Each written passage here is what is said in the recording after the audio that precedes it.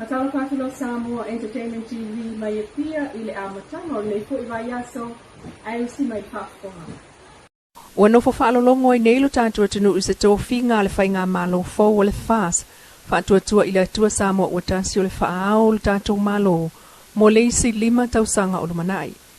O le tō whinga o le malo i le se 10 tausanga o tonai, o le fionga tui mleli whano wa ale to aswala o Vili Leilua. Sa to tofi iai le whainga malo o talwai le HRPP na ua umano fo i ngai lua ta i 5 tausanga so soo, a le fionga le tui atua tupua tamasa se efi. Ele o mautino ai te minepe o se whainga whaavai lea o le amulmulta iai le whainga malo fau. O le whaase ese o le tofi ngā o le malo i le umane ai o no fo inga ta i 5 tausanga so o e lua. Pei foi o na mai ta wina, le mai ai nei o le no fo inga ta i 5 tausanga so o e lua le fionga ia tui mleli whano. O le mta upule na o le afono i kapeneta i le asonga fu o le vai sonei. E pe o na tali mai ai le tasio ministasi ni al kapeneta na o tato fisil ni al fai ungo le vai aso. O le luna faa i leo faa o le malo Samoa ta luna tuto o tasi. E pe o na se e lua mai ai ulua i faa o. I le awhiva se la wana lua le fionga tupua tamsese mea ole. Ma le sungal mali e tua tanu maafili le lua. Pe ta ina maliu le fionga tupua tamsese i le awhiva se la wana tolu. Ai whaaua umai le sungal mali e tua tanu maafili le lua lo la saa. Se ia tu ua le malo le lua fema le fitu. I le iwa sulfaa i o tausanga o lona soifua. Ma whaamuta ai i le nā taimi. Ona toe tu uoti tō whinga o le malo fua le soifua le lei o le na te tau avea. Ai amata loa. Ona whapalota le whainga malo toluai le HRPP ma so o te iai. Leisi fo i tama ainga le fionga tu ia tua te puata msese. Sui tu langa tu iai le fionga atu i maleli whano. O le vai so nei. O le ailo ai se o le ata ua vea tō whinga o le malo Samoa. Mo leisi 5 tausanga o iluma. O le whaase ea tuai o le sunga whauho o whatuti e lue pūlea mo le taimi nei, le company valele le Samoa Airways. E le fōu ia te ia le ngā ruenga. Sa iai mua fo i taimi o le company valele Samoa le Polynesia. Peita il to tele o le tunu uto e taliu mai. I le masina fōu le o le atatala i feo inga whaalvao malo i le vao Samoa. Ma isi a tunu o lalangi.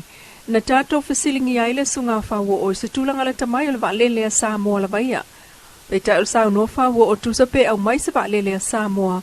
Ma whaatau ngō fia na pasese e ngā wal valele. Awana o le tasi le valele. Whaatu sa isi a tunu o lo tau vama Samoa pe o New Zealand. I le vā tau i feo ingai le ea.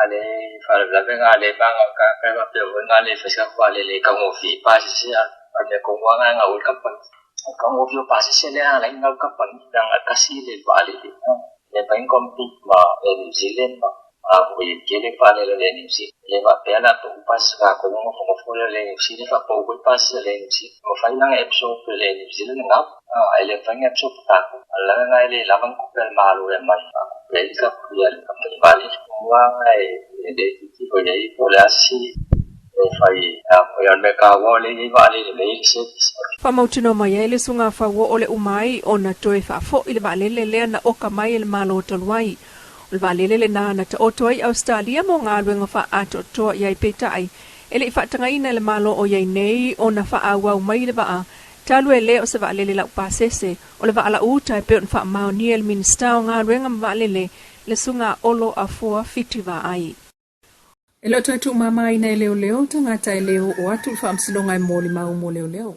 Mai ua tanga ia inei le mtanga aluenga. O leo mwhale pui le mōli ai whaasoli tu la fono mōli mau e leo sta ia mana o ngā leo. E mōli mau ai se mta upu whaatoli tu la fono. Sao noal kom sina o leo mwhale pui le sunga awa pa aulongo i tino Filipo. E mwhaio na mōli ai leo tangata ua umono wha aululan tangi. Ai o ane il vai taimi e bala awai ai leo o atu e mōli maulu whaamsinonga e tau na sila fio mta upu i lumo whaamsinonga a o le i whaaulua le tangi i leo na ia sao no fo i talu le telo mta upu o toi whaaui i tua o na o le leo o atu o mōli maulu whaamsinonga wafua ai le manatu o le mta ngā luenga e whaia iai sa whaata tau wa iasa utua na in toi whaalea o ngā ina ai le mōli maulu le tamu whaia whaau o le maliu whaasanga i le li i sa ta alo i le toa Samoa tangaloa maunga loto palu talu ole mawhai ele ofisa o loia sili, o na watu ni mōri mau iluma, o le awa noa mōri mau, sa wha mawina la tau whaasea. Le mta upule sa o tanga il wha o ngā ino lenga ese lua whelus fulu il whaleia. na tua iai le o ta ua ilunga i le awhiai o ni ali isa toa lua mai leanga ese. O ta ua mai ta ilo ia i le whamsinonga le sunga fui fui yoani. O le whaatolu ai leo na wala a wale mta upule nei ma toi tolo ta lue leo o ane mō li mau. Ai o whamtalanga na o atu whapea o leisi walu i whafo ma Samoa. Ai o isi mō li mau wa leo o atu ma toi avea i tua mō li anga o le tomwhai e whao o le maliu. Mō li anga e lua o le whao o manu a tu ngā. Ma le umia o se au penga matautia whaasanga i atanga loa. Ai ufa ilo fo e leo leo na lato maua mō li mau. Ai ua musu e wha wau o na tūla i lea mtau. O toi whamanatu mai ei nei e sui o komitere New York le tau nuk lava o le wha moe moe le malo. Mo le tala alo i ai leo le state of emergency. Po le aso i le aso lua o le vai o Sene lua sifurua no Iulai. O vai nga umalava i o tāpenanga mo le toi wha wai on talai a lava a wha wao malo. Mo tātou ainga ma malo asia sima i Samoa. Wha apena fo i o tātou tangata nu e whai malangatu i whafo. E iei lo mātou tāu whinga. Ia ua lolo aso e au pea o na whaafonga mai le atu no i tūlanga ua te otoai. Ia le tā whaasolonga o ngā ruenga. O le nei o tātou tūlata i le amatanga o kuso ia peo le whina ngalai le peo i teitai o ngā loma kāpeneta. Ia ina ia taratala ia tātou tua o i whamalo i le asamomua o kuso. Ia ai tā ua fo i peo na whaafonga le tunu i le saonanga taruai e peo masui pālia o le aso luas furuono ia o lea o lo o amai atu i ai ia i le whaiunga o tātou level 1 ia o le tātou state of emergency le nā e whai uina i le aso luas furuono ia ma tātou amai atu ai le whai i le amutanga o masi le fo o kuso ia i le taratalaina o tātou tua o i whawaranga loa i le tau whinga i le whaafonga mai i Samoa. O ia vaenga uma o lo whautua ina pēr wha awawai o na whai o talifonga mo puipui ngā tili whai tui puipui mo i la atua mana o mia fufulu o 5 i taimi te tawai. O lo o whai maalia e ngase wha amaonia wa awhia i le dengue fever e peo na moli mawina le li foma i le whailo inga matu stala i le vai o Sene. Na ia wha ailoa, ele o iai le dengue fever i se tūlanga i wha apole ina ailu tātua tunu. Pe ta i lo mata i tuina pea, ele mtanga luenga. O lo mai tau ina fo ele mtanga luenga, o le alawa i whaima oso mainga i kako dengue cases. Ia ai o iai se tūlanga pole i le terminei. O lo ua e kako dengue cases i identify. Ai lo isi tūlanga pole o no whakapole na in terms of say outbreak.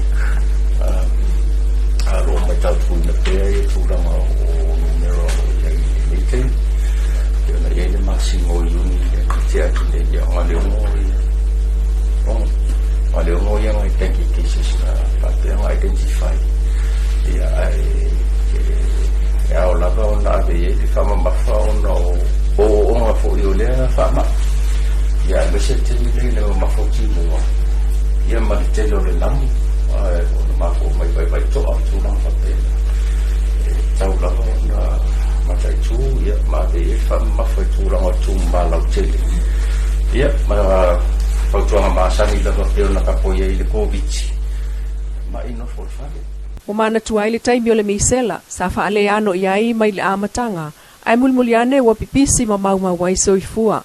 Peta el dengue fever ya fo mai le sia mai fe ave i le namu. Ma e tele ina mapuna e ia tunu mafanfana o aunga e au fiai le vevela ma le folinga e fulu.